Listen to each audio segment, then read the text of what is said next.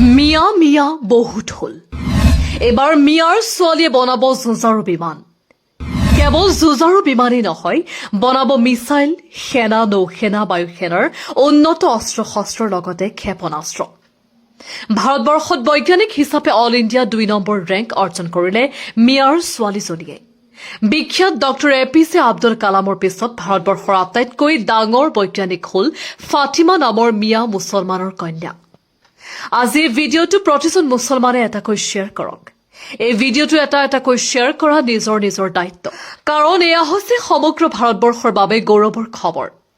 তামকিন ফাতিমা আলিগড় মুছলিম ইউনিভাৰ্চিটিৰ পৰা computer engineering বিভাগৰ এমটেক উত্তীৰ্ণ ছাত্ৰী ভাৰত চৰকাৰৰ ৰক্ষা গৱেষণা সংস্থা defence research and development organisation চমুকৈ DRDOত সাইণ্টিষ্ট বি হিচাপে নিৰ্বাচিত হৈছে তেওঁ এমটেকত 9.944 CPI লাভ কৰাৰ উপৰিও 2024 চনৰ UG নেট JRF পৰীক্ষাত অল ইণ্ডিয়া ৰেংক 2 অৰ্জন কৰিছিল ইয়াৰ পূৰ্বে তেওঁ AMUৰ কম্পিউটাৰ ইঞ্জিনিয়াৰিং বিভাগত সহকাৰী অধ্যাপক হিচাপে নিযুক্তি পাইছিল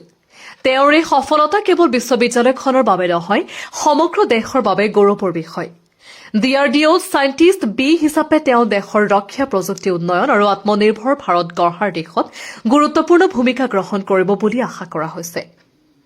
তামকিন ফাতিমাৰ এই সাফল্য বিশেষকৈ নাৰী শিক্ষাৰ ক্ষেত্ৰত এক অনুপ্ৰেৰণাদায়ক দৃষ্টান্ত হিচাপে পৰিগণিত হৈছে তেওঁলৈ আৰু তেওঁৰ পৰিয়ালৰ বৰ্গলৈ আন্তৰিক অভিনন্দন আৰু শুভকামনা জ্ঞাপন কৰিলো দবকা নিউজৰ তৰফৰ পৰা যদি আপুনিও তেওঁক অভিনন্দন জনাব বিচাৰে তেনেহলে কমেন্ট বক্সত লিখিব পাৰে কংগ্ৰেচুলেশ্যনছ ফাতিমা মেম